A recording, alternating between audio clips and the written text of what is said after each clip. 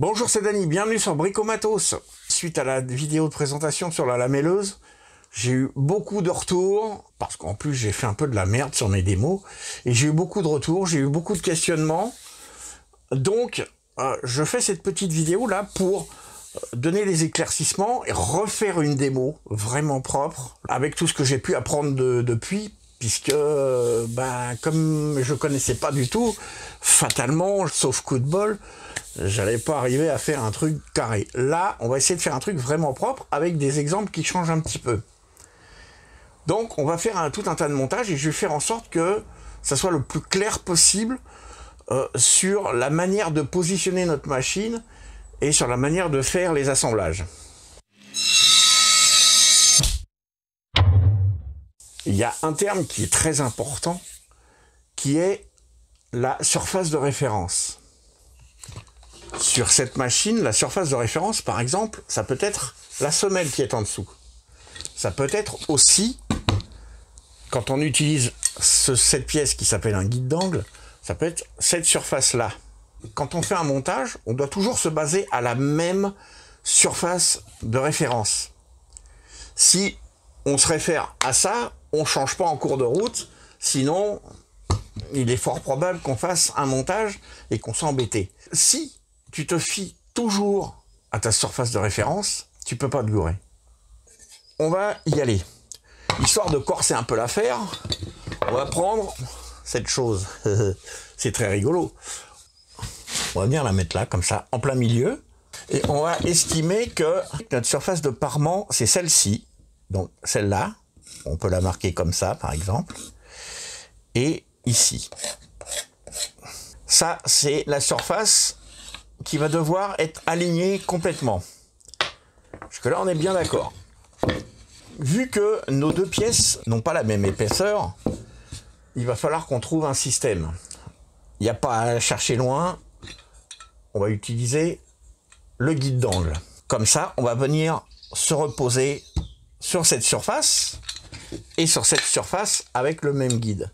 Alors, quand on utilise des pièces de bois de différentes épaisseurs, on se réfère toujours à la plus fine pour faire les réglages. Sinon, on risque d'avoir un problème. Donc, là, on a une pièce de 18 mm d'épaisseur. Pour être à peu près bien réglé, on va se mettre à la moitié, à 9. Hop, on se monte là-dessus. On vient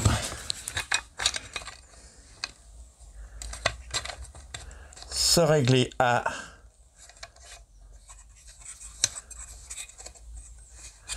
à 9. Bon, c'est à peu près, hein. On n'est pas au 10e, là on s'en fout, puisque notre surface de référence, ça va devenir ça. On va la faire un petit peu à main levée, comme ça. On va se dire que on va en mettre une là, une lamelle là et une lamelle là. On va se servir à peu près des petits repères que j'avais mis. On est d'accord? Après, on va venir usiner chacune des deux pièces en sachant que la surface d'appui est là, donc le parement est là et là. Notre surface de référence est là et là. Donc sur cette pièce-là, on va venir usiner en se plaçant notre surface de référence sur le parement, comme ça. On a à l'intérieur là le petit repère rouge et on va venir usiner, mais on s'équipe d'abord. Lunettes et casque. On met en route.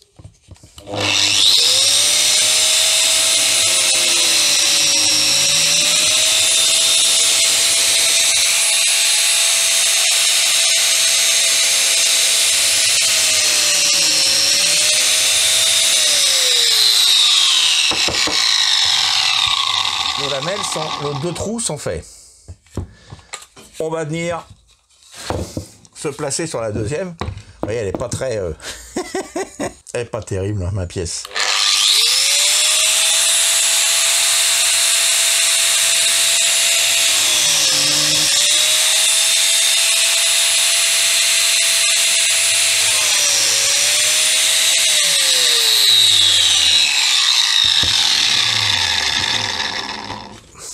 On va pouvoir prendre nos petites lamelles. Clac. Alors pour ceux qui veulent savoir, il y a un tout petit peu de jeu. Mais vraiment, on est... ses limites. Hein, quand on aura mis de la colle et que la colle aura fait regonfler les lamelles, on n'aura plus le moindre jeu. Hein. La lame Parkside, alors puisque j'ai entendu ça aussi, la lame Parkside fait 4 mm. Mais la plupart des lames que vous pouvez trouver, si vous prenez une CMT, c'est 3,96 il me semble. 4 centièmes, franchement, vous croyez que ça joue beaucoup? Il y a un peu de jeu, mais le jeu va être rattrapé. Donc, on place notre truc, et si je m'aligne, on est nickel. D'accord? Ça, c'est le premier type de montage. Maintenant, on va faire un montage comme ça. Donc, on va aller se tracer un bon petit... On va aller se tracer un petit repère. Là, par exemple. Avec le bon gros crayon des familles. Voilà. L'idée étant que ça nous serve de repère. Et puis, comme ça, on verra que on ne peut pas se gourer. Alors, pour ce montage, la surface, on va enlever ce guide-là. Parce que la surface de référence, ça va plus être cette partie-là. Mais la semelle de la machine. Donc, une fois qu'on a fait notre traçage là, bah, on va venir se faire un petit tracé. À 5 à peu près. Hein. Bon, je vois que j'ai les lamelles de tout à l'heure qui étaient là. On va venir prendre le même point. Ah bah là, j'en ai un qui est déjà tracé. Je vais rester dessus. Comme ça. Et là, il faut essayer de ne pas bouilloter trop. Moi, je couche la planche comme ça. Et je vais venir la fixer là. Parce que je vais venir usiner un coup dans ce sens-là et un coup dans ce sens-là. On va imaginer qu'on est décalé sur la hauteur, qu'on est décalé vers l'arrière. Ça veut dire qu'on viendrait creuser très loin là, près du bord. Vous voyez, on n'est pas centré, on serait décalé là. Si on est décalé près du bord là, on doit être décalé là.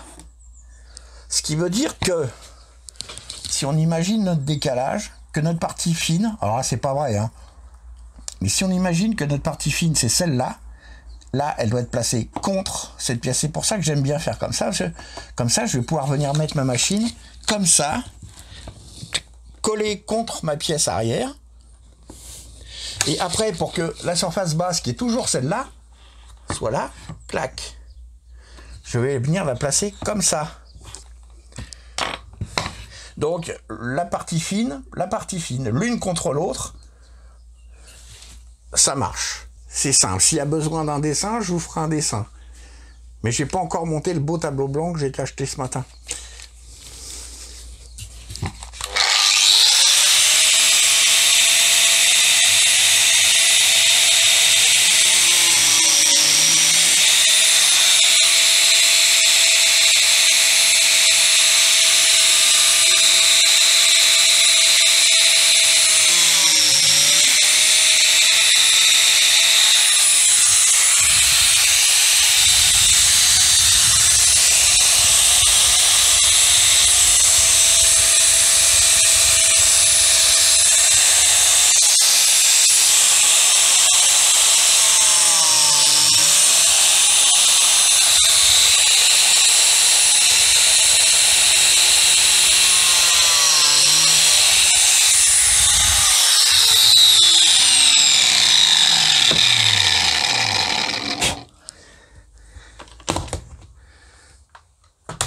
Bah maintenant, on n'a plus qu'à mettre nos lamelles, une lamelle, deux lamelles.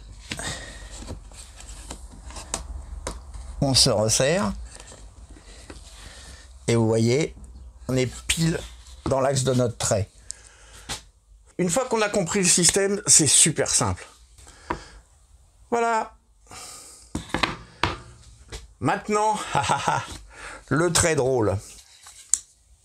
L'assemblage en angle. L'autre jour, j'avais fait un assemblage qui s'était mal fini. Je vous le montre. Vous voyez, j'ai traversé quand j'ai usiné, parce que, et j'étais venu usiner, je m'étais placé là, et j'étais venu usiner comme ça. Le problème de cette méthode, quand on est réglé à 20, c'est que on usine trop profond sur du 18. Si mon 45 degrés avait été sur une planche qui aurait été en 22, 23, 24, aucun problème, j'aurais pas traversé. Là, c'est trop fin. Mais il y a plusieurs solutions, en fait, quand on fait cet usinage. Soit on utilise ce placement. Pour toutes les planches de 18 comme ça, il faut prendre une lamelle de 0 si on veut absolument utiliser cette méthode-là.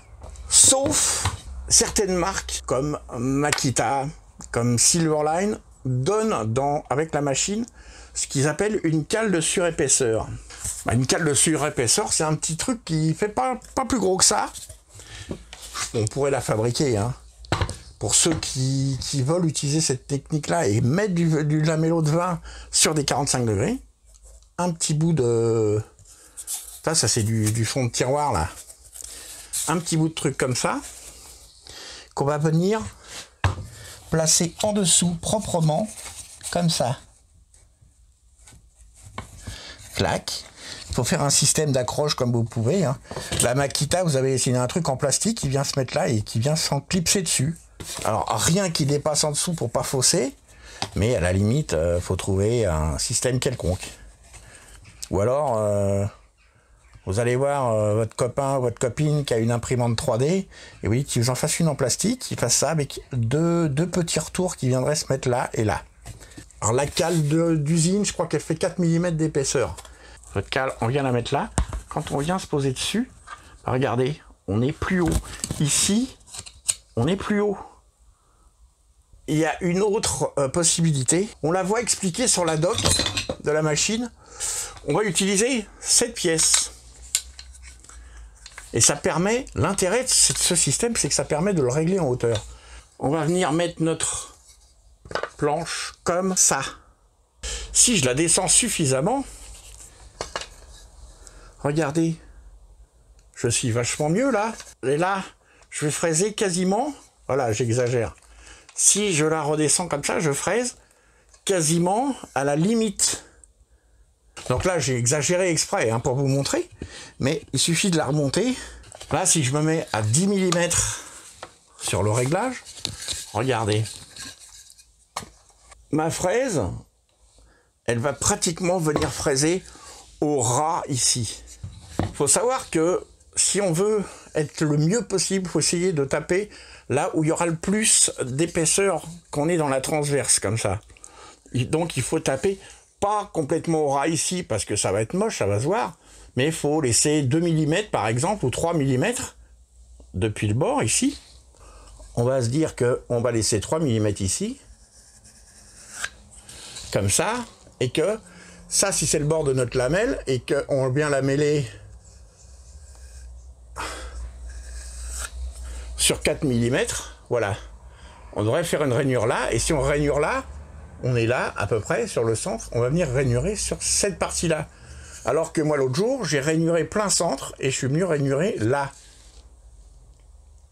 Vous voyez la différence? Là, on n'a pas de gras à bouffer. Là, il y en a beaucoup, et forcément, ça va aller mieux. Donc, l'un dans l'autre, j'aime bien cette configuration-là, c'est pas mal. Et c'est ce qu'on va faire là pour la démo. Donc là, je suis réglé à 10 mm. Hop, on va bien serrer pour pas que ça bouge. On va donc venir placer nos deux. On a un trait qui est déjà tracé, donc on va profiter de cette aubaine-là. On va venir se mettre là. Alors, c'est la fixation qui va pas être super pratique.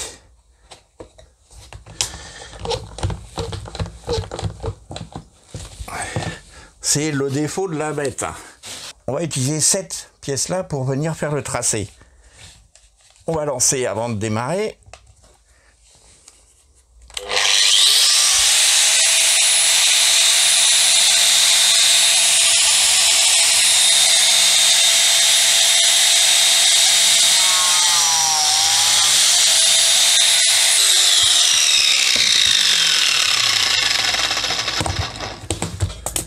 Vous voyez, je viens de... Oh, je pourrais même me régler plus bas parce que je suis très très haut, mais c'est pas très grave. On va rester sur ce réglage-là parce que sinon, il n'y a plus rien qui va être bon. On va venir bloquer là. On allume.